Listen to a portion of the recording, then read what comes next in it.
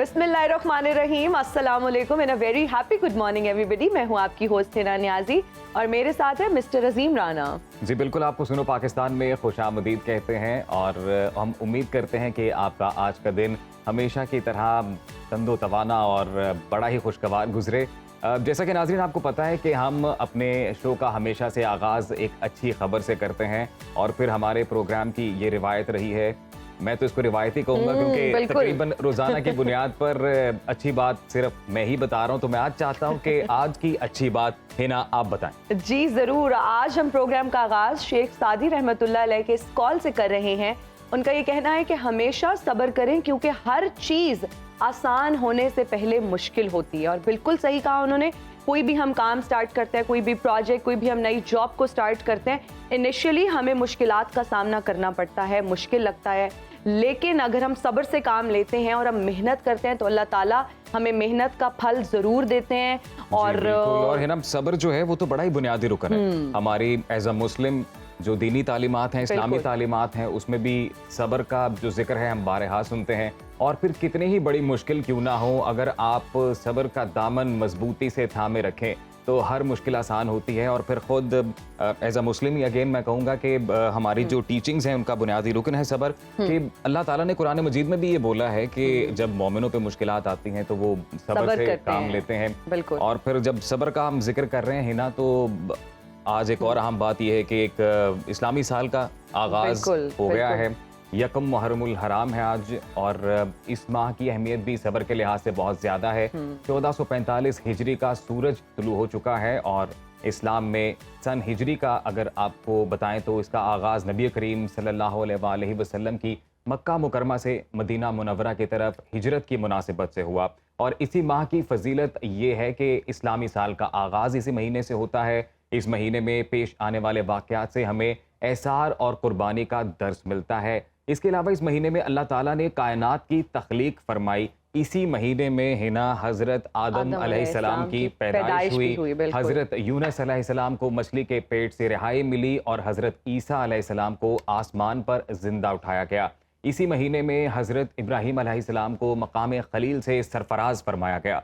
फ़िरौन दरियाए नील में गर्क हुआ और मूसा अलैहिस्सलाम कलीमुल्लाह कामयाबी अता की अल्लाह ताला ने उन्हें। हज़रत उमर फ़ारूक रज़ी अल्लाह ताला अन्हो और करबला में नवासा रसूल हज़रत इमाम हुसैन रज़ी अल्लाह ताला अन्हो की अपनी करीबी रुफ़का के हमरा शहादत के वाक़यात जो हैं वो इसी महीने में पेश आए हैं। बिल्कुल अजीम, नो डाउट आज का दिन बहुत इम्पॉर्टेंट है। और इस महीने की जब हम बात करते हैं या इस साल की जब हम बात करते हैं तो हमें ये खुद से वादा करना चाहिए, अहद करना चाहिए कि हम सब्र से काम लेंगे इस पूरे साल में और हम दूसरों के लिए मुश्किलात का बायस नहीं बनेंगे। और हिम्मत से, मेहनत से तमाम मुश्किलात जो हैं वो आसान हो जाती हैं। जब भी हम न्यू ईयर की बात करते हैं तो दिसंबर की जो रात होती है, बहुत सारी हम न्यू ईयर रेजोल्यूशंस की बात करते हैं। तो इस साल के शुरू में भी आपको ये कोशिश करनी चाहिए कि आप सोचें और सबसे ज़रूरी ये है कि आप गौर करें कि आपकी पर्सनालिटी में कौन से एस्पेक्ट्स हैं जिनको चेंज करने की ज़रूरत है। अगर आपको गुस्सा बहुत ज़्यादा आता है तो आप उस पर काबू पाएं।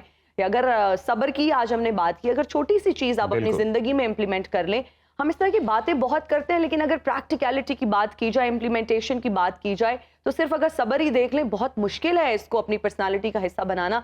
लेकिन अगर आप सब्र से काम लेते हैं तो जिंदगी में बहुत बड़ी मुश्किलात आसान हो जाती हैं। जबरदस्त। तो हिना, अब प्रोग्राम का सिलसिला अपना आगे बढ़ाते हैं कि आज जो हम अहम मौज़ूआत को अपने प्रोग्राम में शामिल करने जा रहे हैं वो हेडलाइंस की सूरत में आप तक पहुंचाते हैं। तो पहली अहम स्टोरी, पहली अहम डेवलपमेंट ये है कि जी साइफर प्री प्लान ड्रामा करार और चेयरमैन पीटीआई के गिर्द अब जो घेरा है वो मजीद तंग होता जा रहा है। बिल्कुल जी। इसके अलावा क्या चेयरमैन पीटीआई को वजीर आजम बनवाने के लिए नवाज शरीफ को नाअहल करवाया गया? सवालिया निशान है और ये अलीम खान की जानिब से बयान दिया गया है। तो चेयरमैन तहरीक इंसाफ के लिए नो डाउट अब मुश्किलात बढ़ती नजर आती हैं। इसके अलावा एक और इंटरेस्टिंग स्टोरी ये है कि ऐसी दुल्हन जिसने ट्रैक्टर पर बैठकर शादी की तकरीब में शिरकत की है।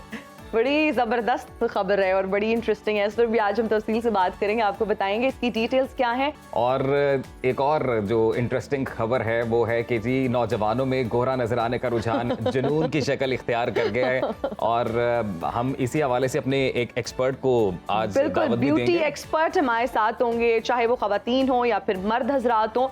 आजकल सबसे ज्यादा जो फोकस किया जाए, ये नहीं है कि हमारी स्किन अच्छी हो, हेल्दी हो, बल्कि फोकस ये होता है कि हम गोरे लगे, हमें बस चिट्टा कर दो। आई डोंट नो ये ऑब्सेशन कहाँ से मैटर आया। करता है ना, गोरा रंग मैटर करता है बहुत। बिल्कुल भी नहीं। आई थिंक मैं अगर अपना पर्सनल ओपिनियन बताऊं तो अल्हम्दुलिल्लाह एक ब्लेसिंग है, चलो अगर है तो। अगर आपका व्हीटिश कॉम्प्लेक्शन भी है, वो बहुत मुझे लगता है खूबसूरत, फोटोजेनिक होता है और बहुत प्यारा लगता है और एडमायर करना चाहिए।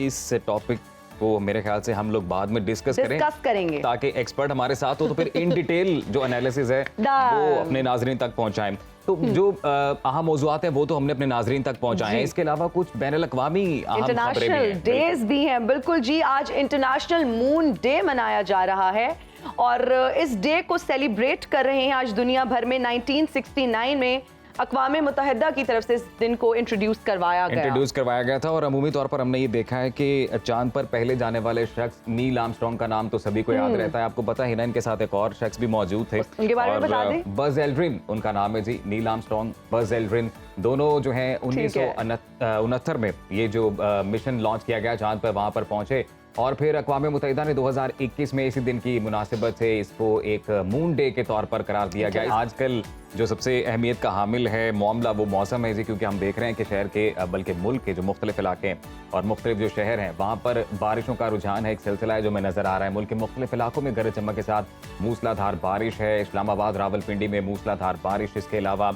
आपको ये बताएं तो इसमें फिर हादसात भी सामने आ रहे हैं। 13 अफराद बताते हैं हमारे ज़राए जो कि जान की बाजी हार चुके हैं, करंट लगने से हम बात होती हैं। इसके अलावा और दीगर हादसात होते हैं जब मूसलाधार बारिशें रिकॉर्ड होती हैं। रावलपिंडी का अगर हम जिक्र करते हैं ना तो बिलखसूस नाला लई जो है वहाँ पर, वहाँ हमने देखा है कि ओवरफ्लो हो चुका है और पानी जो है वो तकरीबन नाला लई से बाहर आ रहा है और पाक फौज के दस्ते भी हाई अलर्ट हैं। और अगर हम बात करें पूरे मुल्क की, अभी कराची में भी कहा यह जा रहा है कि ये स्पेल शुरू होगा मॉनसून का, लेकिन देखने को अगर हम सिचुएशन की ओवरऑल बात करें तो वर्स्ट है और हर जगह पर ही यही सिचुएशन है। अगर हम कटारियां की बात करें, अगर हम गवाल मंडी की बात करें तो वहां पर भी लोगों का इनखला जो है वो शुरू हो चुका है। बिल्कुल जी, इस पर तफसील से बात करेंगे। इस वक्त हमारे साथ मौजूद हैं DG Met Mahar Sahibzada Khan. Thank you joining us on Suno Pakistan. Sir कहिएगा, मॉनसून का ये जो हालिया स्पेल है इसकी नोयत क्या है, क्या मजीद बारिशें भी होंगी? बिल्कुल जी, जैसे कि आपने बताया है सारा कुछ कि जी यहाँ पे जो सिचुएशन इस वक्त है, लेकिन जो सूरत हाल चल रही है उसके मुताबिक तो मॉनसून अभी तक जो है वो ठीक चल रहा है। तकरीबन उसकी ओवरऑल पूरे पाकिस्तान पे देखी जाए तो बस आप कह लें कि नॉर्मल के करीब ही है। नॉर्मल से थोड़ी सी ज़्यादा बारिशें हैं, लेकिन बारिशें जैसे होती हैं वो उस तरह नहीं हैं।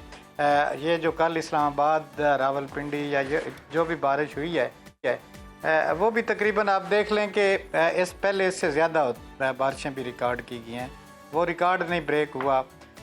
लेकिन ये है कि अभी तक तो मॉनसून का ये तीसरा स्पेल था। खैर मॉनसून जो है वो अक्टूबर तक या आप कह लें कि सितंबर के आखिर तक चलता रहता है और इसकी शिद्दत में इजाफा भी बाज़ हो जाता है, दरमियान में ब्रेक भी आ जाती है। लेकिन अभी तक आप कह लें कि जी बड़ा शॉर्ट सा वक्फा आता है, 3-4 दिन का आया, फिर नया स्पेल आ गया और जो भी स्पेल आते हैं वो किसी एक जगह पे काफ़ी ज़्यादा बारिश दे जाता है। पिछले 2 स्पेल थे, उनमें लाहौर जो है वो सबसे ज्यादा मुतासिर हुआ था। लाहौर सबसे ज्यादा मुतासिर हुआ है। माहर साहब ये बताइएगा कि कौन कौन से इलाके हैं, बिल्कुल यही बताइएगा कि कौन कौन से इलाके हैं जो ज्यादा मुतासिर हुए हैं इन बारिशों से? इस बार अभी तक तो जो है हमारे आप कह लें कि जी लाहौर से लेके ऊपर जो हमारा शुमाल मशरकी हिस्सा है, चाहे वो कश्मीर में है चाहे पाकिस्तान में है, जैसे गुजरांवाला, सियालकोट या जम्मू कश्मीर या श्रीनगर, वहाँ पे बारिशें काफ़ी ज़्यादा हुई थी, जिसमें आपने देखा होगा कि पिछले स्पेल में भी दरियाए चनाब में भी तुगयानी आई, हाई फ्लड जो है वो रिकॉर्ड किया गया और उसके बाद सबसे ज़्यादा जो इफ़ेक्ट हुआ था वो दरियाए रावी और सतलज के कैचमेंट एरिया जो थे वहाँ पे बारिश हुई थी। और आपने सतलज दरिया को ख़ास तौर पे देखा होगा कि वहाँ पानी काफ़ी दिन चलता रहा है, यानी 2 तारीख 2, 3, 4, 5 को बारिशें हुई थी और उसके बाद पूरे 1 हफ्ते तक सतलज रिवर जो है वो, चूँकि उसका पास जो है वो इतना ज़्यादा लोगों ने आबाद कर लिया हुआ है, इंक्रोचमेंट है कि वो पानी फिर फैल जाता है। तो उस पानी के फैलने की वजह से जो है, यानी तकरीबन आप कह लें कि जी 50,000 क्यूसेक भी अगर पानी आता है तो वो उसके लिए डेंजर लेवल बन के खतरनाक बन जाता है। अच्छा माहिर साहब, अगर बात करें टूरिस्ट की, सयाहों की, तो मौसम गर्मा की छुट्टियां हैं, बहुत सारे लोग प्लान करते हैं वेकेशंस में नॉर्दर्न एरियाज में जाना। आप क्या मशवरा देना चाहेंगे सयाहों को जो जाना चाह रहे हैं नॉर्दर्न एरियाज में, या उन्होंने प्लान कर लिया या ऑलरेडी वहां पर मौजूद हैं? देखिए जी, टूरिज्म जो है वो पाकिस्तान की इंडस्ट्री है, इस पे हमें यानी इसको हम नहीं इफ़ेक्ट होने देते। हमारा सिर्फ यही है कि जी आजकल मौसम ठीक है, हमारे शुमाली इलाका जात, गिलगित, हुंजा, चित्राल या स्कर्दू, इन इलाकों में मौसम बड़ा अच्छा मौसम होता है। यहाँ पे हबस और गर्मी होती है, लेकिन वहाँ पे मौसम बड़ा खुशगवार होता है और आपको खूबसूरत पहाड़ भी नज़र आते हैं, कुछ बर्फ़ ढकी चोटियाँ भी नज़र आती हैं। तो मैं इसको नहीं कहता कि जी बिल्कुल जी वहाँ नहीं जाना चाहिए, जाना चाहिए, लेकिन मौसम के बारे में जो है वो इतलात रखनी चाहिए कि कहीं जी बिल्कुल यकीनन मौसम के बारे में इतलात रखनी चाहिए। और जो सयाह हैं जो ट्रैवल करना चाहते हैं नॉर्दर्न एरियाज़ में बिलखसूस इन दिनों में, वो ज़रूर ट्रैवल करें, लेकिन एहतियात जो है वो ज़रूर बरतें। बहुत शुक्रिया आपका डीजी मैट महर साहबजाद हमारे साथ मौजूद रहे और आपने मौसम से मुताल्लिक़ सिचुएशन है उससे हमें आगाह किया। यकीनन जो हमारे देखने वाले हैं, जो हमारे नाजरीन हैं, उनको बहुत मदद मिली होगी इस तमाम तर सूरत हाल को लेकर। तो अब आगे बढ़ते हैं ना और शेर शाह सूरी मस्जिद का जिक्र करेंगे। जिक्र करते हैं बिल्कुल जी। सरगोदा की अगर तहसील भेरा की बात की जाए तो वहाँ पर ये मस्जिद वाक़या है। और अगर मैं अपनी बात करूँ तो मियाँ वाली आते जाते हुए मैं भेरा से ही गुजर कर जाती हूँ, लेकिन यहाँ जाने का कभी इत्तफाक नहीं हुआ। और हमारी कोशिश भी यही है कि इस प्लेटफॉर्म से उन तमाम मकामात की सैर करवाई जाए, हिडन स्पॉट को डिस्कवर किया जाए, या फिर ऐसे टूरिस्ट स्पॉट्स ढूंढकर आप तक लाए जाएं। मतलब मैं जाती हूँ, मैं अगर अपनी ही बात करूँ तो कभी मेरे दिमाग में नहीं आया, कभी जिक्र नहीं हुआ, कभी किसी ने बताया नहीं। तो हमारी भी कोशिश यही है कि जो लोग वहाँ पर रहते हैं, जो लोग वहाँ से गुजरते हैं, जो लोग शौकीन हैं इस तरह की जगहों पर जाने के, इस मस्जिद को विजिट करें। तारीखी विरसा है हमारा, शेर शाह सूरी के नाम से इस मस्जिद को तामीर किया गया है। 1540 इसकी तारीख बताई जा रही है। 16वीं सदी में इस मस्जिद को तामीर किया गया। यकीनन एक शाहकार होगा ये, फन तामीर का एक शाहकार होगा। और फिर शेर शाह सूरी की अहमियत इटसेल्फ बहुत ज्यादा है, बहुत ज्यादा हिस्टोरिकल इंपॉर्टेंस की बात करें तो बहुत ज्यादा है। और इंटरेस्टिंग फैक्ट ये है कि जो मस्जिद है वो अपनी असल हालत में आज भी मौजूद है। इस हवाले से देखते हैं एक तफसीली रिपोर्ट।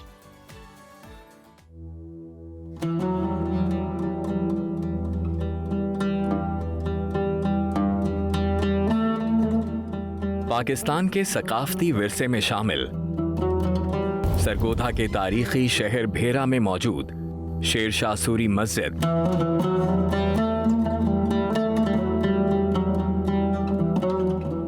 जो 1540 में तामीर की गई। ये मस्जिद अहदे मुगलिया की 3 गुंबदी मसाजिद, शाही मस्जिद दिल्ली, शाही मस्जिद लाहौर और शाही मस्जिद आगरा की पेशरू है।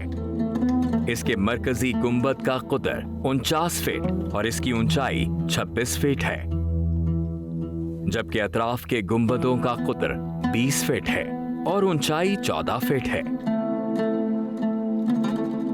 जामिया मस्जिद शेर शाह सूरी की तामीर में छोटी ईंट का इस्तेमाल किया गया है। इस मस्जिद का कुल रकबा 3000 मुरब्बा फीट है। इसकी लंबाई 209 फीट जबकि चौड़ाई 160 फीट है।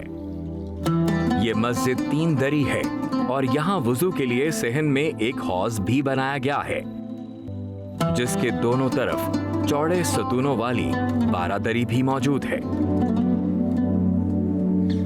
मस्जिद के दोनों बड़े मीनारों की ऊंचाई 109 फीट है।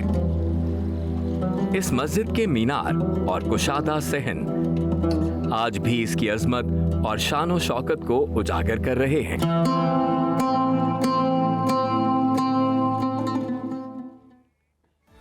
तो ये है जी मस्जिद शेर शाह सूरी। ना देखिए आपने कितनी शानदार रिपोर्ट हमने तैयार की है। खूबसूरत मस्जिद है, तारीखी असासा है, जरूर जाएं, जरूर विजिट करें, क्योंकि शहर लाहौर के बासी बिलखसूस हमने देखा है कि यहाँ पर मस्जिद वजीर खान है, बादशाही मॉस्क है, ये तो हम सभी ने यहाँ पर देखी हैं। लेकिन ये भेरा कुछ ज्यादा दूर नहीं है मेरे ख्याल से, लाहौर से हार्डली बिल्कुल, लाहौर 2.5-3 से घंटे तो की ड्राइव। 2.5-3 घंटे की प्रॉबेबली ड्राइव है, और मियाँ वाली से तो बिल्कुल दूर नहीं है, 2 घंटे की ही ड्राइव है। और यहाँ पर एक और चीज भी मेंशन करना चाहूंगी कि ये पाकिस्तान का असासा है, ये हमारा विरसा है, इसमें अपने बच्चों को जरूर साथ लेकर जाएं, क्योंकि बच्चों का बहुत जरूरी है इस तक हिस्टोरिकल प्लेसेस को विजिट करना।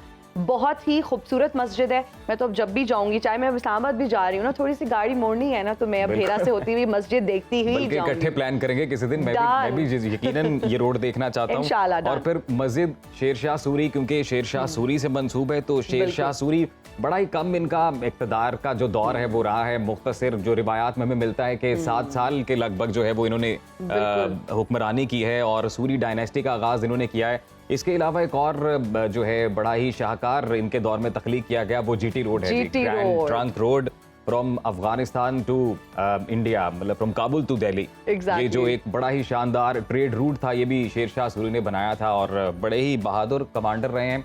और हार्ड लक कीजिए, एक एक्सीडेंट के दौरान फिर ये दुनिया से रुखसत हो गए।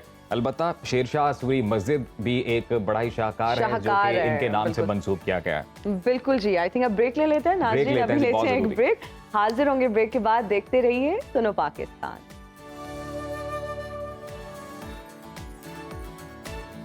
Welcome back. और अब हम बात करेंगे सियासत की। जी बिल्कुल, अहम डेवलपमेंट है। गुज़िश्ता रोज़ हमने देखा है कि जो साबिक principal secretary to ex prime minister हैं आज़म खान साहब, वो अचानक मंजर-ए-आम पर आए हैं। तकरीबन 1 माह से वो गायब थे और वो मंजर-ए-आम पर आए हैं और उनकी जानिब से एक अहम बयान जारी कर दिया गया है। और वो ये है कि जी जो चेयरमैन तहरीक इंसाफ के दौरे इक़्तिदार में एक साइफर उन्होंने एक जलसे के दौरान लहराया था और कहा था कि ये पाकिस्तान के खिलाफ एक बैनुल-अक़वामी साजिश हो रही है। और फिर एक बड़े मुल्क का नाम भी उन्होंने ले लिया एक प्रेस कॉन्फ्रेंस के दौरान। तो उनकी जानिब से ये साइफर जो है उसको झूठा करार दे दिया गया है। आज़म खान का ये एतराफ़ी बयान है, मजिस्ट्रेट के सामने उन्होंने 164 का कल बयान भी रिकॉर्ड करवा दिया है। फिर उसके बाद हमने देखा है कि इंटीरियर मिनिस्टर राना सनाउल्लाह की जानिब से प्रेस कॉन्फ्रेंस की गई और उन्होंने भी ये एक इंदिया दे दिया जो कि अहम है इस हवाले से कि आज़म खान का जो बयान है वो चार्जशीट है चेयरमैन तहरीक इंसाफ इमरान खान के खिलाफ। तो क्या अब इमरान खान की मुश्किलात में इजाफा हो रहा है, ये अपने एनालिस्ट से जानते हैं। बिल्कुल जी, इस वक्त हमारे साथ मौजूद हैं senior analyst Imtiaz Gul sahab. Thank you so much for joining us in Suno Pakistan. Sir, कहिएगा साइफर के मामले पर साबिक प्रिंसिपल सेक्रेटरी आज़म खान के एतराफ़ी बयान के बाद क्या चेयरमैन पीटीआई के खिलाफ जो कानूनी कार्रवाई है वो हतमी मरहले में कहा जा सकता है कि दाखिल हो गई है? जी, पहले तो ये तय करना है कि ये बयान आज़म खान साहब ही का है जी, क्योंकि उसके जो चौथा नंबर पॉइंट है उसमें तो एंकर्स को ये हिदायत दी गई है कि इसमें आप उस वक्त ही वीडियो या क्लिप या ऑडियो क्लिप चला दीजिएगा जो कि और आज़म खान के दरमियान गुफ्तगू हुई थी, जो गुफ्तगू भी गैर कानूनी तौर पे हुई थी। और दूसरा बयान अभी तक किसी को मालूम नहीं है कि किन हालात में दिया गया, किस मजिस्ट्रेट के सामने है और कब दिया गया। इस हवाले से कोई FIR भी मौजूद नहीं है, सिर्फ उनकी गुमशुदगी की FIR दर्ज हुई थी आज़म खान साहब की और वो भी गुज़िश्ता रोज़ 1-2 रोज़ पहले वापस ले ली गई। तो इसके अगर कानूनी पहलुओं पे आप जब जाते हैं ना तो वो तमाम तर बयानिया जो कि कल से बना हुआ है हुकूमत की तरफ से, ये बयान सामने मुबैना बयान सामने आने के बाद, तो इसके बुनियादी कानूनी तकाज़े बड़े क्वेश्चनेबल हैं, वो पूरे नहीं हुए। दूसरी बात यह है कि मुश्किलात में तो पहले से ही है, 180 के करीब वो बताते हैं उनके खिलाफ केस हैं। अब और उन केसों से में एक और का इजाफा हो गया है। देखें ना, तोशा खाना था, निकाह जो है वो दरमियान में आ गया, पता नहीं क्या किस किस्म के दामाद है। वो मुश्किलात यानी उनके गिर्द घेरा वैसे ही तंग है। बिल्कुल, ये केस तो ऐसा उन्होंने आके सामने लेके आए हैं कि ये अदालत में नहीं ठहर सकेगा। जी, अच्छा इम्तियाज गुल साहब, आज़म खान साहब 1 माह से लापता थे, आप क्या समझते हैं उनके बयान की कानूनी हैसियत क्या है? उनके घराने ने कह दिया है कि उनके साथ तो कोई ताल्लुक ही नहीं है, कोई कांटेक्ट ही नहीं है उनके साथ। सो ये तो बड़े हालात जो है ना बड़े मशकूक किस्म के हैं। फिर इस कॉन्टेक्स्ट में जो अगर आज़म खान के आप बयान को अगर बुनियाद बना रहे हैं कि एक कॉपी उन्होंने दी थी साबिक वजीर आज़म को और वो अब गुम हो गई है, तो जनाब वो जो असल साइफर होता है, असल जो सिफारती मरासला है, बिल्कुल उसकी असल कॉपी जो है वजारत खारजा वजारत में खारजा में मौजूद होती है, होती है। बिल्कुल। और इम्तियाज गुल साहब, हमने देखा कि उस दौर उसकी में कॉपियां नेशनल उसकी सिक्योरिटी कॉपियां जो सुप्रीम काउंसिल है, जो नेशनल सिक्योरिटी काउंसिल है, उसके अंदर भी मीटिंग्स जो हुई हैं अहम, उसमें देखा गया इस सारे मामले को। ये कहिएगा कि इस साइफर रियली एन इशू, ये कोई बड़ा अहम मामला है? क्योंकि हम देख रहे हैं कि अब हुकूमत भी चंद रोज़ की मेहमान है, दिया गया वज़ीर आज़म की जानिब से कि असम्बलियाँ डिज़ोल्व होंगी, और ऐसे में हम देख रहे हैं कि फौरी तौर पर ये डेवलपमेंट्स हो रही हैं। तो कोई डेस्परेट इकदामात लगते हैं आपको कि फौरी तौर पर जो है गिरफ्तारियां की जाएं, ना अहल करवाया जाए? देखिए, गिरफ्तारी तो वो वैसे भी कर सकते हैं जब भी करना चाहें, और वैसे भी आप जो कह रहे हैं ये हुकूमत चंद दिन की मेहमान है, हुकूमत मेहमान नहीं है। निज़ाम जो है वो मुस्तकिल है, वो यूं ही चलता रहेगा, इन्हीं लोगों के इशारों पे लोग इदारे नाचते रहेंगे। सही। तो असल मसला ये है कि क्या वाक़ईतन उनको गिरफ्तार किया जाएगा, उनको नाअहल किया जाएगा। तमाम तर इशारे इसी तरफ जा रहे हैं कि जो उनके गिर्द घेरा तंग किया गया था वो शायद उनकी नाअहली की सूरत में मुंतज हो।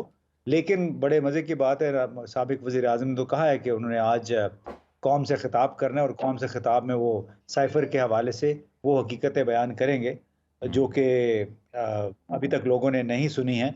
और साथ में उन्होंने ये भी कहा कि किसी टीवी थ्रिलर से भी ज़्यादा आपको मज़ा आएगा मेरी ये तकरीर सुन के। तो हुकूमत का अपना मौक़िफ़ है, और उसमें बड़े कानूनी सुकम हैं। जी इमरान खान का अपना मौक़िफ़ है। अब अल्लाह देखेंगे कि इनमें से कौन जीतता है, क्योंकि बहरहाल हुकूमत कभी हारती नहीं है। जी जो एक मुक्त इक़्तिदार में लोग होते हैं वो कभी हारते नहीं हैं। टेक्निकल, लीगल बिल्कुल। उसूलों पे भले वो, देखिए ना सुप्रीम कोर्ट के साथ जो हुआ, तो इसका तो ये मतलब है कि सुप्रीम कोर्ट भी हार गई, जो जी निज़ाम है वो जीत गया। लिहाजा इसमें भी हो सकता है निज़ाम जीत जाए, उस वो किस सूरत में जीतेगा वो अभी देखना है। जी। अच्छा इम्तियाज गुल साहब, क्या पीटीआई के दीगर रहनुमा भी साइफर की जद में आ सकते हैं? उसूलन तो जी सबको आना चाहिए ना। जो 30 मार्च को, फिर 30 अप्रैल को मेरा ख्याल है 2 मीटिंग्स हुई थी नेशनल सिक्योरिटी कमेटी जी की, जी, जी, नेशनल और सिक्योरिटी कमेटी। दोनों मीटिंग्स में जिन लोगों ने जिन जिन शिरकत की थी, जिन लोगों ने, हम्म, उसमें तमाम ने इस अमर पे इत्तेफाक किया था कि ये डोनाल्ड लू, अमरीकी जो डिप्टी खारजा वजीर थे, कि उन्होंने अच्छी बात नहीं की, लिहाजा एहतजाजी मरासला हमें ज़रूर देना चाहिए। हम्म, अब ज़ाहिर है उसमें फ़र्क आ गया कि ये साजिश थी या मुदाखलत थी। उससे कतई नज़र ये वाक़या हुआ था, और इसमें सब ने उसकी मज़म्मत की थी। उसमें इम्तियाज सब गुल फ़ौज साहब, के ये, जो साथ इन डॉट्स थे को जरा वो भी कनेक्ट शामिल कीजिएगा। थे। मेरी इन डॉट्स अगर को इम्तियाज गुल साहब अगर जरा मेरी बात हमारे नाजरीन के मेरी लिए कनेक्ट कीजिएगा काइंडली, कि हमने देखा है कि आजम खान 1 महीने से गायब हैं।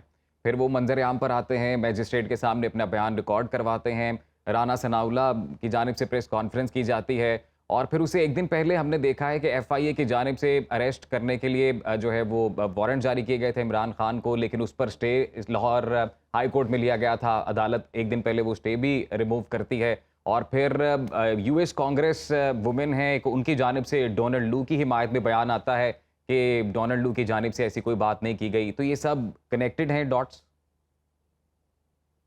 यूएस कांग्रेस वुमेन नहीं है, वो भी एक डिप्टी असिस्टेंट वजीर खारजा है, एलिजाबेथ हॉर्स्ट, जिन्होंने कहा कि हम इस मामले में पहले ही अपनी वजाहत कर चुके हैं। इस पर आपने 2-3 सवाल पूछ लिए हैं। जितने भी लोग नेशनल सिक्योरिटी कमेटी की इजलास में मौजूद थे पिछले साल मार्च में और फिर अप्रैल में, उन तमाम की मुश्तरका ये जिम्मेदारी बनती है, क्योंकि उन सब ने इससे इत्तेफाक किया था कि ये कम अज़ कम मुदाखलत ज़रूर है।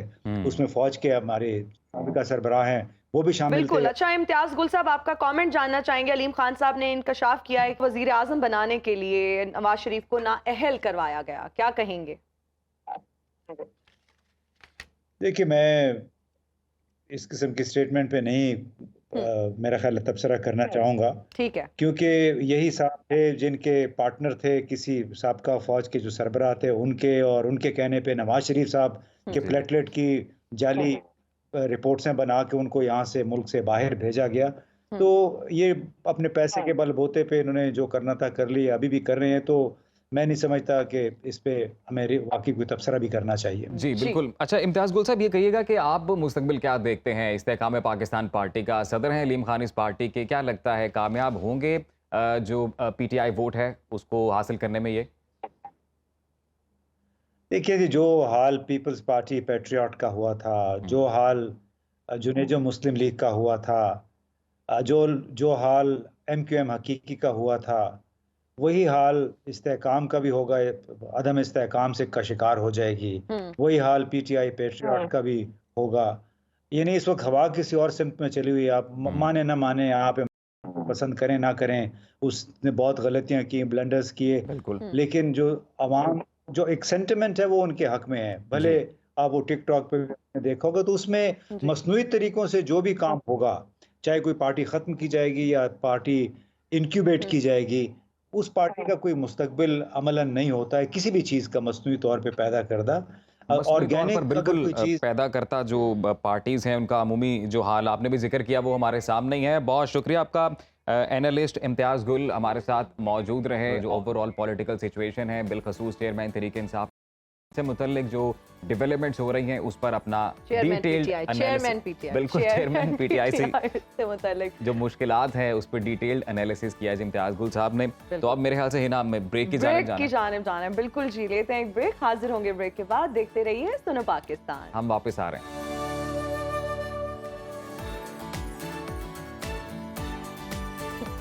Welcome back to the show. और सुनो पाकिस्तान में अब हम वापस आ चुके हैं। बात आगे बढ़ाएंगे, बच्चों की पसंदीदा गुड़िया बारबी का जिक्र करेंगे हम। हिना, बिल्कुल आपको पसंद थी बारबी बचपन में? मैं कहती हूँ हर बच्ची की, हर लड़की की बचपन में अगर हम बात करें तो पसंदीदा गुड़िया हुआ करती थी।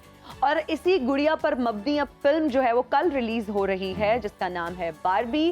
सिनेमा घरों की जीनत बनने जा रही है। और अगर बात करें वार्नर ब्रदर्स की इस फिल्म में बारबी का जो मेन कैरेक्टर है वो प्ले कर रही हैं मार्गो रॉबी, और बहुत अच्छी और भी फिल्म्स कर चुकी हैं, बहुत ज़बरदस्त कैरेक्टर प्ले कर रही हैं। उससे पहले किसी और एक्ट्रेस को ये रोल साइन किया गया, फिर कुछ टाइम के बाद ये मार्गो के पास ये कैरेक्टर आ गया and she was very excited. उनके कुछ रायन गोसलिंग भी दिखेंगे हमें इस मूवी में। बिल्कुल, केन का जो कैरेक्टर है वो रायन गोसलिंग कर रहे हैं। और अगर वार्नर ब्रदर्स की बात की जाए तो उनकी बहुत सारी फिल्म्स हैं, उन्होंने बहुत शाहकार बनाए, अच्छी फिल्म्स बनाई, जिसमें अभी मैं और अजीम बात कर रहे थे कि द एग्जॉर्सिस्ट एक फिल्म है, वो पुरानी वाली और नए वाली की हम बात कर रहे थे कि आपको कौन सी पसंद थी। खैर बहुत अच्छी फिल्म्स डायरेक्ट करते रहते हैं।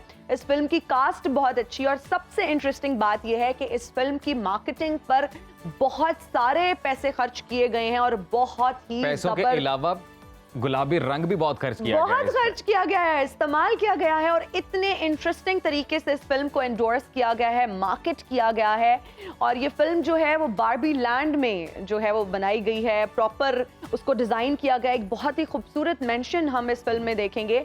और अगर बात की जाए ब्राजील की एक बहुत ही famous company Burger King, marketing इंतहाई शानदार की गई है, और इस मूवी का ट्रेलर भी रेडी है। कल ये रिलीज हो रही है, सिनेमा घरों की जीनत बनने जा रही है, और तमाम लोग इसको जरूर देखने जाएंगे क्योंकि इतनी हाइप क्रिएट हुई हुई है। आप शॉपिंग मॉल्स में चले जाएं, इंटरनेशनली तो बहुत अच्छे तरीके से इसको मार्केट किया गया है। बिल्कुल, आप जो जितने भी फिल्म के शौकीन खवातीन और हजरात हैं, इस मूवी को जरूर देखिएगा। तो हम लोग आगे बढ़ाते हैं जी, अपनी गुफ्तगू का सिलसिला आगे बढ़ाते हैं, और अभी बात करेंगे। हमारे साथ स्टूडियो में मौजूद हैं मोहम्मद आबिद नज़ीर साहब, जो कि ट्रैफिक वार्डन हैं। ट्रैफिक पुलिस के दौरान जो इनका करियर रहा है बड़ा ही शानदार है, वो करियर अभी भी जारी है। वैसे तो हमने हिना बहुत सारे ट्रैफिक वार्डन्स देखे हैं, जब भी हम ट्रैवल करते हैं, रोड्स पे आते जाते हैं, तो हमने यूजुअली ट्रैफिक वार्डन्स देखे हैं, लेकिन PhD ट्रैफिक वार्डन पहली दफा। और अजीम सिर्फ PhD ही नहीं, बल्कि इन्होंने दौरान मुलाजमत PhD की तो डिग्री हासिल की, इसके साथ साथ 2006 में बतौर ट्रैफिक वार्डन ये जब भर्ती हुए। इसके अलावा 2023 में इन्होंने अभी इंटरनेशनल रिलेशंस में PhD की, और हम इनसे पूछ रहे थे इतना मुश्किल सब्जेक्ट है, कैसे ये सब आपने किया। इसके अलावा 2009 में इन्होंने MS क्रिमिनोलॉजी भी किया, LLB है, पीस एंड कॉन्फ्लिक्ट में MPhil की डिग्री भी हासिल कर चुके हैं। बिल्कुल, हम बात कर रहे हैं दौरान मुलाजमत PhD करने वाले traffic warden doctor Abid Nazir की। Thank you so much for joining us in Suno Pakistan. Doctor साहब, बहुत बहुत मुबारक हो, डिग्री आपने जो है ना ये PhD की भी ले ली है, क्या कमाल। मतलब आप अपनी जॉब पर भी होते हैं, साथ साथ आपने डिग्रीज भी ले ली, कैसे ये सब पॉसिबल हुआ? थैंक यू सो मच जी, आपने जो इज्जत अफजाई की। और ये देखिए जी, बात ये है कि जब आप का एक माइंड होता है ना कि मैंने कुछ बनना है, तो आपके लिए कुछ मुश्किलात नहीं रहती। तो मैंने भी ऐसे ही किया। मैं एक एवरेज जो एक स्टूडेंट था और एवरेज जो मेरी लाइफ थी, जैसे हम हमारे हर पाकिस्तानी के है, जैसे वही इकोनॉमिक बिल्कुल हमारे प्रॉब्लम होते हैं और सोशल हमारे प्रॉब्लम होते हैं। 2006 में मैंने as a traffic warden sub inspector join किया मैंने, और उसके बाद मैंने जी अपना जो ना वो तलीमी जो मेरा मोटिव था वो मैं उसको जारी रखा। मैंने इस दौरान CSS की कुछ मतलब अटैम्प्ट दी, लेकिन मैं कामयाब तो ना हो सका। अच्छा, तीनों अटेम्प्ट दिए जी आपने? तीनों अटैम्प्ट दी। उस वक्त मेरा एक्सपोजर इतना नहीं था और डेफिनेटली मैं एक उस बड़ा तरह से belong गाइड करता करने था। वाला भी गाइड शायद करने नहीं वाला था। उसके बाद जी मैंने अपना डिग्री को इम्प्रूव करना किया, MSc criminology and security study की, LLB किया मैंने, और उसके बाद मैंने MPhil किया पीस एंड NDU से भी तो आपने जी, किया, वो भी बता रहे थे, उस एक्सपीरियंस के बारे में भी बताइए। जी NDU इस्लामाबाद से मैंने MPhil peace and conflict study में इसको कंप्लीट किया और PhD इंटरनेशनल रिलेशन में की। ये तमाम डिग्रीज जो है ना जी मैंने रेगुलर की और मेरी जॉब डिस्टर्ब नहीं हुई, जॉब भी मेरी रही वाह। और मैंने इसको जो है ना वो भी मतलब मेरी ड्यूटी आपको डिपार्टमेंटल हेल्प मिली इस दौरान के, जब आप बता रहे हैं कि आपने इतनी डिग्रीज कर रहे हैं फिर, क्योंकि बड़ी टफ जॉब है जो हम देखते हैं। और ये बताएं जरा, मतलब किस तरह आपने मैनेज किया, सर कितने इसको घंटे मैंने की जैसे जॉब? किया कि डेफिनेटली जो मेरी अर्निंग थी तो सब काम थे मेरे साथ इसके। मैंने सर एक प्लान किया कि ड्यूटी आर भी डिस्टर्ब ना हो जी और मेरी तालीम भी जारी रहे। तो उसके लिए मैंने हमारे यहाँ शिफ्ट सिस्टम होता है, तो एक ऐसा कोई रूल नहीं था, ऐसी SOP नहीं थी, कोई सही। ऐसा कोई कानून नहीं था। तो मैंने अपने चीफ ट्रैफिक ऑफिसर से मैंने रिक्वेस्ट की और CCP साहब से मैंने रिक्वेस्ट की कि मुझे ऐसा कोई मैं एक दिन में 2 शिफ्टें कर सकता हूँ, यानी कि 17 घंटे 16 घंटे में खड़ा हो सकता हूँ। वाह। तो बड़ा मुझे याद है आज की वो बड़ा अनसे कहते यार लोगों से एक शिफ्ट होती नहीं है, आप 2 कैसे दो करोगे? शिफ्ट कर रहे हैं आप? तो मैंने कहा सर मैं करके दिखाऊंगा, और अगर आप इस दौरान कोई मैं ना कर सका तो डेफिनेटली मैं आप मुझे बैक कर दीजिएगा। तो मैंने सर फिर करके दिखाया उनको और अल्हम्दुलिल्लाह मैंने इसको अचीव किया। वाह डॉक्टर साहब, 17 घंटे 16 घंटे खड़े होना हिम्मत। चौक में, जी, फील्ड ड्यूटी दिस में। Is not an easy job. हम देखते हैं आप लोगों की जॉब, हम आप लोगों को सैल्यूट पेश करते हैं कि इतनी धूप, इतने एक्सट्रीम वेदर कंडीशंस में, सर्दी में, धूप में, धुंध में आप लोग अपनी ड्यूटी पर मौजूद होते हैं। अच्छा डॉक्टर साहब, माशाल्लाह से आपने इतनी तालीम हासिल की, लेकिन उसके बावजूद भी आपकी तरक्की नहीं हुई, क्या वजह है? जी मैम, इसमें यह है कि तो ये क्वेश्चन आप जो है ना, उसमें यह है कि मैं ट्रैफिक वार्डन भर्ती हुआ था, तो ये जो तरक्की है तो डेफिनेटली किसमें हमारी SOP है डिपार्टमेंट की। तो क्या आपने उनसे बात की, कभी रिक्वेस्ट की कि देखें अब तो PhD भी कर लिया, या क्या उन्होंने इस तरफ गौर नहीं किया कि आपने PhD भी कर ली, इतनी और डिग्रीज भी ले ली, तो आपकी तो तरक्की अब बनती है? या किसी और किस्म का डिपार्टमेंटल प्रिविलेज अगर आपको मिला हो कि भाई आप वाहिद हैं कि जिन्होंने PhD की है? सर उसमें ये है कि कुछ डिपार्टमेंट के जो SOP हैं, उसके रूल्स हैं, प्रमोशन का एक क्राइटेरिया है, तो उसको डेफिनेटली हमें फॉलो करना पड़ेगा। और जो मौजूदा जो अजी पंजाब हैं डॉक्टर उस्मान अनवर साहब, उसमें उन्होंने काफ़ी सारी आप देख रहे होंगे, काफ़ी सारी प्रमोशन की हैं और उन्होंने बहुत जो वीकली काम कर रहे हैं इसके ऊपर, प्रमोशन के ऊपर। तो एज ए इंडिविजुअल तो वो तो क्वेश्चन जो है ना आप अच्छा आप ये बताएं कि आपको बचपन से ही शौक था, आपको फोर्सेस में जाने का शौक था और फिर साथ साथ तालीम का भी इतना ही शौक था? सर देखें, एक आपके घर का ना एक माहौल होता है, डेफिनेटली कोई बंदा आर्मी में जाना चाहता है, कुछ डॉक्टर बनना चाहते हैं, कुछ किसी का कुछ। तो मैं सर मेरा जो बचपन से शौक था पुलिस ऑफिसर का था, एग्जीक्यूटिव लेवल पे मैं आना चाहता था। उसके लिए मैंने जो है ना वो अपनी स्ट्रगल की, लेकिन वहाँ पे तो कामयाब ना हो सका। लेकिन मैंने इसको जो है ना वो मतलब इसी प्रोफेशन को अगर लोअर रैंक पे भी है ना, मैं सब इंस्पेक्टर रैंक पे भी, तो उसको भी मैंने अपने लिए नहीं आपने बड़ी ज़बरदस्त एग्जाम्पल सेट किया और यकीनन जो आपके साथी हैं और जो बाकी बल्कि फोर्सेस में पुलिस अफसरान हैं, जो और जवान हैं, वो भी मोटिवेट होंगे आपके इस देख के, इस आज़म को कि जी आपने पढ़ाई का जो शौक है, जो सिलसिला है, वो उसी तरह जारी रखा है। तो अब ये बताएं कि अब अपने आप को आप कहाँ देखते हैं? जो एक बड़ा ही बेसिक सवाल हमसे भी पूछा जाता है, हर इंटरव्यू के दौरान ये पूछा जाता है कि जी 5 साल में अब अपने आप को कहाँ देखते हैं? सर देखें 5 साल इतने मेरी नज़र तो दूर की नहीं है। तो उसमें सर ये है कि डेफिनेटली मैं एक अपॉर्चुनिटी को सीकिंग अपॉर्चुनिटी, उसके लिए जो मेरा डिपार्टमेंट भी मेरा उसमें मेरी जारी है, और कोई अदर जो मेरे पास कोई अपॉर्चुनिटी होगी डेफिनेटली उसको भी मैं कंसिडर करूंगा। अच्छा डॉक्टर साहब, अगर हम बात करें फ्यूचर प्लान्स की, तो क्या कुछ और करने का भी इरादा आप रखते हैं? कोई और मजीद डिग्रीज हैं जो आपने लेनी है, और क्या अभी इसी फील्ड में ही रहेंगे या आप जॉब स्विच करने का भी सोचते हैं कि किसी और डिपार्टमेंट में, या व्हाई नॉट टीचिंग की अगर मैं बात करूं, क्योंकि आपने तो पीएचडी कर लिया है, तो कभी ये ख्याल आता कि कहीं जाके प्रोफेसर के लिए अप्लाई कर दूं, किसी यूनिवर्सिटी में जाके बच्चों को पढ़ाऊं? अभी जो देखिए जो मेरा डिग्री है, डेफिनेटली जो मेरे अंदर इल्म है वो तो मैंने डिलीवर उसको करना है। और डेफिनेटली जो उसमें मेरे पास जो प्लेटफॉर्म होंगे, चाहे वो पुलिस का है, चाहे वो एजुकेशन का है, चाहे कोई अदर्स है, जो मेरे पास नॉलेज है वो तो मैंने अपनी आवाम को डिलीवर करना ही करना है, ठीक है ना जी। वो किसी सेंस में हो, किसी डिपार्टमेंट में हो, और उसके लिए जो है ना वो जो नेक्स्ट हमारा प्लान है, तो उसमें जैसे आपको मैंने बताया कि अपॉर्चुनिटी को हम कंसिडर कर रहे हैं। जैसे अच्छा आबिद साहब, आर यू मैरिड? बच्चे हैं माशाल्लाह? जी अल्हम्दुलिल्लाह, माशाल्लाह मेरे 2 बेटे, 1 बेटी है। 2 बेटे हैं माशाल्लाह से। तो अपनी अब बच्चों के लिए क्या इंस्पिरेशन है, मतलब आप किस तरह से उन्हें गाइड कर रहे हैं? आप क्या चाहते हैं कि वो अपनी लाइफ को कैसे कैरी ऑन सर करें? मेरा जो मैसेज सर इसमें ये है कि देखिए, अगर हम एवरेज लाइफ में, जिससे हमारे मम्मी हमारे इकोनॉमिक प्रॉब्लम होते हैं, हमारे सोशल प्रॉब्लम होते हैं, तो हमें जो है ना वो उनको जो अड़े नहीं आना चाहिए। बच्चों के लिए भी मेरा यही है कि देखिए, अगर हम एवरेज लाइफ भी गुजार रहे हैं ना, तो अगर आप में के अंदर कंसिस्टेंसी है ना, बिल्कुल आप किसी ना मंजिल पे पहुंच जाएंगे। पहुंच सकते हैं। डिग्री तो मेरी पीएचडी बहुत देर पहले हो जानी चाहिए थी, लेकिन देखिए जो हमारे पास, हमारे आपको मैंने बताया कि जो हमारे इश्यूज़ हैं उसको हमने भी देखना होता है, फैमिली मैटर्स को भी देखना होता है, घर को भी देखना होता है, जॉब को भी देखना होता है। लेकिन अगर आप में कुछ करने का जज्बा है, थोड़ा सा लेट जरूर हो जाएगा, आप किसी न किसी मंजिल पे एंड पहुंच इट्स जाएंगे। Never too late. We Yes. Personally believe कि किसी चीज के लिए आप ये मत सोचें कि this is not the right age. It's never too late. अगर आप कोई डिग्री हासिल करना चाहते बिल्कुल। हैं, कोई डिप्लोमा करना चाहते हैं, कुछ सीखना चाहते हैं। अच्छा डॉक्टर साहब, अब ये भी बताइए कि फिर मैनेज किस तरह से करते थे, अगर वक्त की बात करें, जो स्टूडेंट्स आपको इस वक्त देख रहे हैं या जो लोग अभी किसी और फील्ड में हैं या कोई पीएचडी की डिग्री हासिल करना चाहते हैं, तो और स्पेशली वो लोग कि जो काम के दौरान दौरान ये कुछ करना करना चाह रहे हैं। चाहते असल में हैं। जो हमारे यहाँ देखें, जो 24 घंटे हैं वो अल्लाह ताला ने सबको दिए हुए हैं, ठीक है ना जी। हम उसको मैनेज नहीं कर पाते। बस 24 घंटे पढ़ लें, ड्यूटी भी कर लें, Time सोएं कब, management। खाएं कब? नहीं बता रहा जब आप आपके अंदर मुझे राइटर याद है, रेयान स्नो जो किया मेरिकल मॉर्निंग्स, उसमें कहता है जो आपका आउटर होता है ना, वो आपका इनर रिफ्लेक्ट कर रहा होता है, ठीक है ना जी। जब आपका अंदर मजबूत होता है तो आपको जो अंदर बाहर जिस्म में भी चुस्ती आती है, आप जो है ना वो ज़्यादा एक्टिव रहते हैं, ठीक है ना जी। आप अपने अंदर इरादा करें तो ये 24 घंटे आप मैनेज कर लेंगे।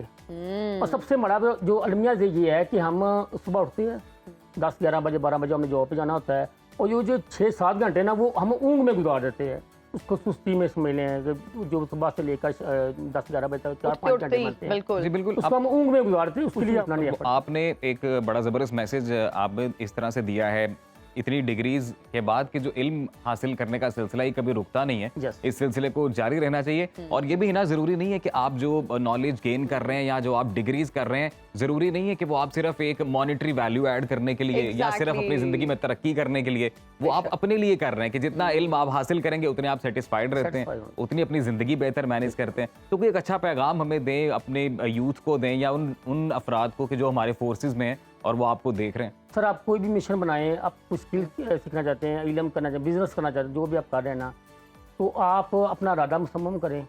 आपके लिए अल्लाह ताला की ज़ात जो ना वो आसानियाँ पैदा करना शुरू। ये मेरा प्रैक्टिकल है, मैंने करके देखा है। देखिए जब मैं ओकड़ा से आया तो कुछ भी नहीं था मेरे पास, ठीक है ना जी।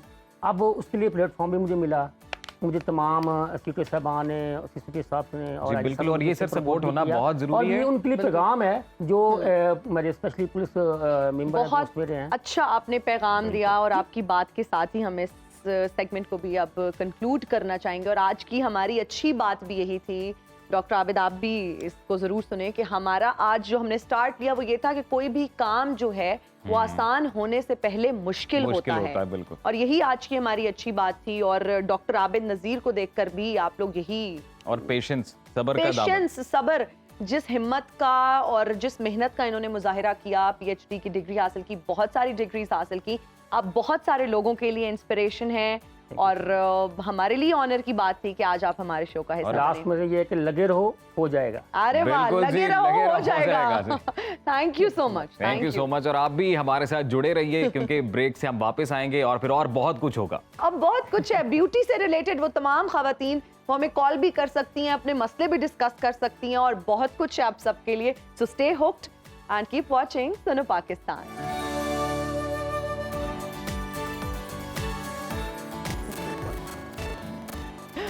Welcome back to the show. अब हम शो में आगे बढ़ते हुए ये बात करेंगे कि गोरे रंग को मजीद गोरा कैसे करना है और फिर गोरे रंग का जमाना कभी होगा ना पुराना। हिना, डर तुझे किसका है, तेरा तो रंग गोरा है। Good one, good one. अच्छा, ये एक ऐसा मसला मैं तो इसको कहूंगी और एक ऐसा ऑब्सेशन है, वियर्ड ऑब्सेशन है, जिसमें मैं कहूंगी हर बंदा गिरफ्तार हो चुका है, ऑलमोस्ट हर बंदा, ठीक है। और अगर नौजवानों की बात की जाए तो उनमें ये बहुत ज्यादा ऑब्सेशन है कि हमने गोरे होना है। ये चिट्टे होने का ऑब्सेशन कहाँ से आया, ये हम इतने कॉम्प्लेक्स क्यों हो गए हैं, हमारा फोकस ये क्यों नहीं है कि हमारी स्किन अच्छी होनी चाहिए, हेल्दी होनी चाहिए, बल्कि हमारा सारा फोकस अजीम इस पर होता है कि बस किसी तरह हम गोरे हो जाएं। और हमारे हाथ काले हो रहे हैं, हमारे पैर काले हो रहे हैं, पता नहीं इस ऑब्सेशन से हम कब बाहर निकलेंगे। इससे ज्यादा और भी मसले हैं। अगर एक्नी की बात की जाए, कील महासों की बात की जाए, छाइयों की बात की जाए, पिगमेंटेशन की बात की जाए, अगर टोन की बात की जाए, हमारे फोरहेड का टाइम्स कलर डिफरेंट होता है, हमारे फेस का कलर डिफरेंस होता है, लेकिन नहीं, हमने इस तरफ तो जाना ही नहीं। ये सारे मसाइल लड़कों में भी होते हैं, लड़कों उन्हें पता ही नहीं होता कि ऐसा भी कुछ होता है। अच्छा, लड़कों को बहुत कम ऐसे लड़के होते हैं जो ये मुझे लगता है कि आइडेंटिफाई कर पाते हैं कि हमारी स्किन में ये मसला चल रहा है, वरना ये दोनों जेंडर्स का मसला है, क्योंकि दोनों की जो है ना स्किन होती है, कॉम्प्लेक्शन भी दोनों का ही होता है, लेकिन स्किन टाइप्स जो है वो उसमें फर्क हो सकता है कि लड़कियों की ज्यादा सेंसिटिव होती है या शायद दैट्स व्हाट इस पे। लेकिन मैं अपना कमेंट रिजर्व ही रखूंगी। हम अपनी डॉक्टर साहिबा से बात करेंगे। डॉक्टर सनिया जावेद इस वक्त हमारे साथ मौजूद हैं, जो कि फिजिशियन हैं। Thank you so much for joining us doctor साहिबा, कैसी हैं? Thank you so much for inviting. Doctor साहिबा, इसमें आपका कमेंट सबसे पहले तो हम लेना चाहेंगे कि ये जो गोरे रंग का ऑब्सेशन है ये क्यों है, और उससे पहले नाजरीन को ये बताना चाहेंगे कि आपके लिए एक अच्छी खबर ये है कि आप डॉक्टर साहिबा से लाइव अब बात कर सकते हैं अपने मसले रिलेटेड टू स्किन। अगर आपकी स्किन में कोई पिंपल्स, एक्नी का प्रॉब्लम है, डार्क सर्कल्स हैं, एनीथिंग रिलेटेड टू स्किन, और अभी कॉल करें, मुफ्त मशवरा मिलेगा। मुफ्त मशवरे में तो हम वैसे एक्सपर्ट हैं, लेकिन क्लिनिक पर जब जाएंगे तो पैसे देने पड़ेंगे बहुत ज्यादा। यहाँ पर मुफ्त मशवरा। तो डॉक्टर सनिया, सबसे पहले तो how do we get rid of this obsession कि मुझे गोरा होना है? अच्छा, एक चीज थोड़ा सा यहाँ पे करेक्ट करती चलूं कि मैं डर्मेटोलॉजिस्ट भी हूँ विद दिस एस्थेटिक पोजीशन। अच्छा, एक ये जो हमारा कॉन्सेप्ट है रंग गोरे का और जो ऑब्सेशन है, अनफॉर्चुनेटली एक गलत कॉन्सेप्ट है कि गोरे रंग को ही प्रायोरिटी दी जाती है। आप देखते होंगे कि कई लड़कियां लड़के जॉब्स देने जाते हैं, जॉब्स के लिए जाते हैं, या लड़के लड़कियों की जब शादी होती है तो हमारे क्लिनिक के ऊपर जब वो आ रहे हैं तो आके उनकी यही डिमांड होती है कि डॉक्टर साहब मुझे रंग गोरा करना है, मुझे रंग को साफ करना है, मुझे पूरी बॉडी का फेयर कलर चाहिए। तो ये थोड़ा सा ऑब्सेशन गलत है, क्योंकि मैं हमेशा यही एजुकेट करती हूँ और यही पेशेंट्स को भी गाइड करती हूँ कि आप अपने नेचुरल कलर को इन्हांस करें। एक अंदर की जो खूबसूरती होती है, एक आपके नेचुरल कलर का जो ग्लो होता है, उसकी ब्यूटी एक अलग है। और अगर हम बात करते हैं यहाँ पे अंग्रेज़ों की, तो वो अपने कलर को टैन करते हैं हमारी तरह का कलर करने के लिए, एशियन स्किन कलर के ऊपर जाने के लिए, क्योंकि एशियन स्किन कलर की ब्यूटी एक अलग है। थोड़ा सा अगर मेडिकल पॉइंट ऑफ व्यू से बात करूं तो फेयर कॉम्प्लेक्शन के हैजर्ड्स भी ज़्यादा हैं। अगर हैजर्ड्स पे हम बात करते हैं तो इसके अंदर स्किन डैमेज सबसे ज़्यादा होता है। आप अगर नोट करते होंगे अंग्रेजों के अंदर फ्रैकल्स की तादाद बहुत ज्यादा होती है, पिगमेंट्री इश्यूज, स्किन कैंसर्स बहुत ज्यादा होते हैं। एग्जैक्टली, क्योंकि इनमें फोटो डैमेज, लाइट से, सनलाइट से बहुत ज्यादा डैमेज आता है। सो उसकी वजह से ageing process, freckles, melasma, skin cancers बहुत कॉमनली इन लोगों में देखने में आते हैं। वाइल अगर हम एशियन पॉपुलेशन को देखें, यहाँ पे जो एशियन स्किन कलर है इसके अंदर उस तरीके से ये इश्यूज नहीं आते। बट अगर हम इस ऑब्सेशन में अपने कलर को फेयर करते चले जाएंगे, व्हाइटनिंग इंजेक्शंस भी तो आजकल आ गए हैं ना, तो उसके बारे में क्या कहेंगी आप? ये जो लोग व्हाइटनिंग इंजेक्शंस लगवा रहे हैं, बहुत सारे सेलिब्रिटीज अब तो इस तरफ आ रहे हैं कि उन्होंने अपने रंग को तब्दील करके बिल्कुल गोरा कर दिया है। तो अगर सेलिब्रिटीज भी ये चीज करेंगे, लोग उनको फॉलो करते हैं, तो सेक्शन तो बढ़ेगा। लड़कियों के साथ साथ लड़कों में भी मेरे ख्याल से अब ये इक्वल पॉपुलर होता जा रहा है। ज्यादा लड़कों का अजीम, आप व्हाट्स योर टेक? आपको शौक है कि मैं मुझे कोई शौक आपको शौक है? आप नेचुरली गोरे हैं। आई एम गुड, शुक्र अल्हम्दुलिल्लाह, हर हाल में शुक्र करना चाहिए। बिल्कुल। और डॉक्टर साहिबा के कमेंट से पहले हम अपने कॉलर को भी ऐड करना चाहेंगे। बुरहान चीचावतनी से हमारे साथ हैं। जी बुरहान, क्या पूछना चाहेंगे डॉक्टर साहिबा से? जी अस्सलाम वालेकुम। जी डॉक्टर साहब, क्या हाल है? ठीक है, खैरियत से हैं? वालेकुम अस्सलाम। वालेकुम अस्सलाम। जी बुरहान, अपना मसला बताइएगा। जी मेरी एज 24 है जी। मेरे फेस पे ना दाने निकले हुए हैं, छोटे छोटे से है ना, तो ब्लैक हेड से अक्सर हो जाते हैं। ओके। तो ये बड़ा मसला है। मैं बड़े यानी कि देसी इलाज भी करवाए और दूसरे ट्रीटमेंट भी करवाए, लेकिन इसका कोई हल नहीं हो रहा था। देसी इलाज मैं मतलब टोटके बाकायदगी से- वगैरह? जी टोटके भी इस्तेमाल किए हैं और देसी इलाज भी करवाया है। तो मैं बल्कि बाकायदगी से आपका शो देखता था, आज स्पेशली स्किन का था, तो मैंने कहा तो मैं अपने जरूर इस चीज को डिस्कस करूंगा जी। और बड़ी Thank you. देर से ट्राई कर रहा था कॉल करने को मैं। चलें। आपकी तो स्किन जरूर की please टाइप इसका कैसी है? हल- आपकी स्किन के ऊपर तेल कितना आता है, ऑयल कितना आता है? ऑयली स्किन तो है मेरी, काफी ऑयली स्किन है, जिसकी वजह से थोड़ा सा इशू होता है। मतलब कोशिश मैं करता हूँ कि जितना यानी कि इसको ड्राई रखूं, लेकिन प्रॉब्लम इसकी होती है। ठीक है। ठीक है बुरहान, हम आपका ये जो सवाल है अभी सोल्यूशन इसका आपको बताते सोल्यूशन हैं बता देते हैं। डॉक्टर साहिबा से पूछ के। अच्छा, अब इनकी स्किन चूंकि ऑयली है और ऑयल प्रोडक्शन की वजह से पोर्स ओपन होते हैं और एक्नी का एक इशू कॉमनली वो जो देखने में आता है। So basically acne prone skin है। सबसे बेहतरीन तो इनके लिए ये है कि जो भी इनके नियरेस्ट डर्मेटोलॉजिस्ट हैं, जो स्किन स्पेशलिस्ट हैं, उनको जाके आप चेक करवाएं और उनसे अपना एक्नी का ट्रीटमेंट रिकमेंड करवाएं। बिकॉज ये अगर सेल्फ मेडिकेशन करेंगे, आप कोई देसी टोटके करेंगे, आपकी वक्ती तौर पे एक्नी ठीक हो भी जाएगी, लेकिन उसके बाद स्कार्स छोड़ने के चांसेस ज्यादा हो जाते हैं, क्योंकि ठीक अगर है। ऑयल प्रोडक्शन ज्यादा है तो वो स्कारिंग वाली एक्नी छोड़ सकती है, क्योंकि उसके अंदर एक्नी ज्यादा बनती है। ओके। दूसरी चीज, अगर आप अभी से थोड़ी सी केयर करना चाहते हैं तो कोई भी जेंटल सैलिसिलिक एसिड क्लेंजर आप इस्तेमाल कर सकते हैं रूटीन फेस वॉश के लिए। सिलिक acid. Salicylic acid gentle cleanser, gentle salicylic acid cleanser, repeat कर रही हूँ क्योंकि अगर आप स्ट्रॉन्ग लेंगे तो वो स्किन डैमेज भी कर सकता है। और ये आम मिल जाता है, कहीं आम से भी मिल जाता है, मेडिकल ठीक है। स्टोर से आम मिल जाता है, लेकिन मेडिकल स्टोर से ये वो चीज़ है जो आप डॉक्टर के प्रिस्क्रिप्शन के बगैर ले सकते हैं, बट जो मेडिसिन आपने खाने के लिए या लगाने के लिए लेनी है वो हमेशा डॉक्टर के प्रिस्क्रिप्शन से लें, इसलिए वो मैं मेंशन यहाँ पे नहीं कर रही हूँ। इसके अलावा जब भी आप चेहरा धोते हैं तो कोई भी वाटर बेस्ड मॉइस्चराइजर जिसके अंदर ऑयल ना डला हो वो आपने रूटीन में रखना है। ये बतदरीज आपकी स्किन को थोड़ा सा इंप्रूव करता चला जाएगा, बट एक्चुअल आपको जो ट्रीटमेंट खाने और लगाने वाला है वो स्किन स्पेशलिस्ट की बेहतर recommend ओके, करेंगे। तो बुरहान वी आर श्योर कि आपको आपके सवाल का जवाब मिल गया होगा, लेकिन इट्स बेटर कि आप जाएं एक डर्मेटोलॉजिस्ट के पास और उनको कंसल्ट करें। लेकिन अगर ये प्रॉब्लम आप फेस कर रहे हैं तो जो डॉक्टर साहिबा ने बताया जी। कि ऑयल बेस्ड आपने मॉइस्चराइजर नहीं लेना बल्कि अच्छा है वाटर ना, हमारे बेस्ड। साथ एक और कॉलर हैं, मरियम है बहावलपुर से हमारे साथ मौजूद हैं। अस्सलाम वालेकुम मरियम, कैसी हैं आप? ठीक ठाक हैं? अस्सलाम वालेकुम, आप लोग ठीक हैं? जी जी अल्हम्दुलिल्लाह। बिल्कुल, हम लोग ठीक हैं जी। हमारे साथ डॉक्टर साहिबा मौजूद हैं, स्किन स्पेशलिस्ट हैं, तो आप बात कर सकती हैं जी। बताएं आपके क्या मसाइल हैं। अस्सलाम वालेकुम डॉक्टर साहिबा। वालेकुम अस्सलाम। मेरी 4 महीने में शादी है और मेरी स्किन पे एक्नी बहुत ज़्यादा है। इसके अलावा गर्मियों की वजह से ना स्किन टैन बहुत ज़्यादा हो रही है, चूल्हे के आगे भी खड़ा होना होता है। तो मुझे बताएं कि मैं किस तरह से इसको ठीक कर सकती हूँ, क्या प्रोसीजर हो सकता है? ओके, ठीक अच्छा, है। अब अगेन एक्नी बहुत कॉमन इशू है और गर्मियों में ये बहुत ज़्यादा देखने में आता है, टैनिंग का इशू बहुत ज़्यादा देखने में आता है। तो इसके अंदर कुछ मेडिसिन तो हमें देनी होती हैं, लेकिन वो बेहतर है कि आप स्किन स्पेशलिस्ट जी। है जो भी आपके नियरेस्ट है उनसे रिकमेंड करें, वरना आप वीडियो कंसल्टेशंस भी अब एक उसका ट्रेंड है, आप कर सकते हैं वीडियो कंसल्टेशन और घर बैठे शादी आप वाला ले भी सकते हैं। डॉक्टर साहिबा एक Exactly, बड़ा मैं उसी पे- इंपॉर्टेंट बड़ा मुद्दा है। important उसी पे आने लगी हूँ कि इस बच्ची की अगर 4 मंथ्स में शादी है तो बेटा this is the ideal time. आपने अपनी डाइट में फ्रूट्स, जूसेस, ग्रीन टी, पानी का इंटेक, 1 कप कॉफ़ी, 4 कप सेपरेटी या 2 कप सेपरेटी डेली अपनी रूटीन में कर लें। डिटॉक्स वाटर बना लें, उसके अंदर आप कोई लेमन का स्लाइस या कुकम्बर का स्लाइस, मिंट लीव्स डाल के डेली वो आप पीते रहें।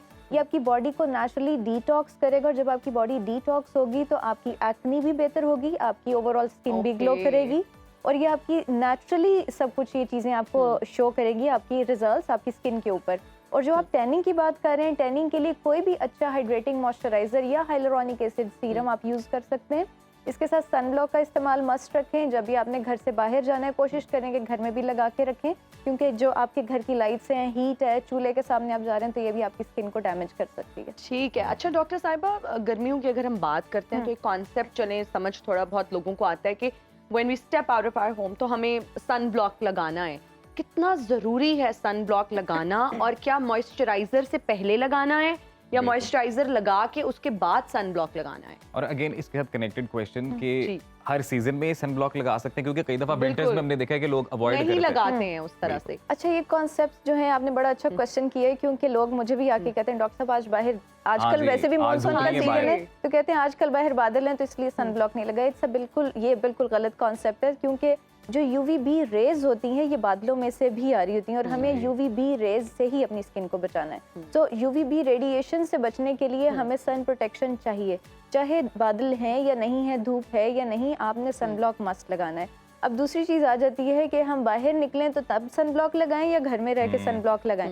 अब आप देखेंगे कि हर बच्चे के हाथ में, हर बड़े के हाथ में मोबाइल फ़ोन हर वक्त होता है, या बच्चे लैपटॉप पे काम कर रहे हैं, लोग टीवी देख रहे हैं, तो इन तमाम चीज़ों से ब्लू रेडिएशंस निकलती हैं और आपकी स्किन के ऊपर पिगमेंटरी इश्यूज, डैमेज बढ़ जाते हैं और बढ़ रहे हैं। क्योंकि आपने नोट किया होगा हर बंदे को मेलाज़मा, फ्रेकल्स, ये तमाम चीज़ें बहुत ज़्यादा आ रही हैं। तो उसके लिए सन ब्लॉक का इस्तेमाल लाजमी रखें। सुबह उठ के जब आप फेस वॉश करते हैं, सादे पानी से बेशक फेस वॉश करें, 1-2 ड्रॉप्स मॉइस्चराइज़र के लेके लगा के और उसके ऊपर सन ब्लॉक लगा लें। अगर आप मॉइस्चराइज़र नहीं अफोर्ड कर सकते या नहीं लेना चाहते तो आप योगर्ट का इस्तेमाल कर सकते हैं, उसकी एप्लीकेशन करें, बहुत अच्छा आपकी स्किन को ये हाइड्रेट करेगा।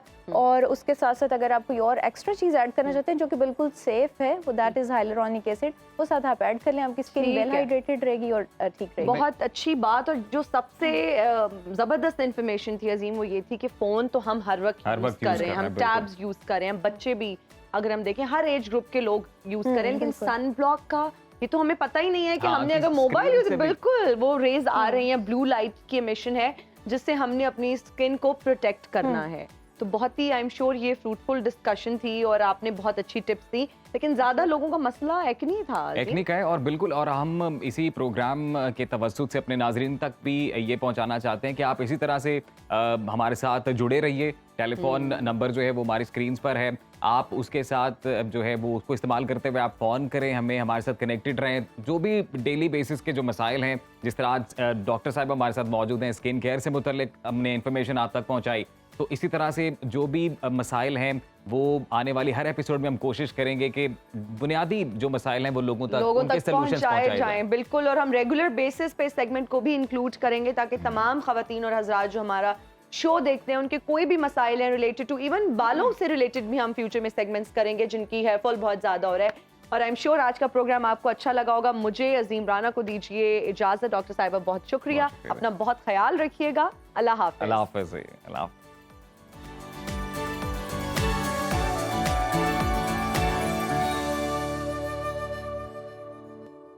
सुनो न्यूज़ का यूट्यूब चैनल ही आपकी खिदमत में बेलाग तबसरे और गैर जानिबदार तज्ज़िये लेकर आता है।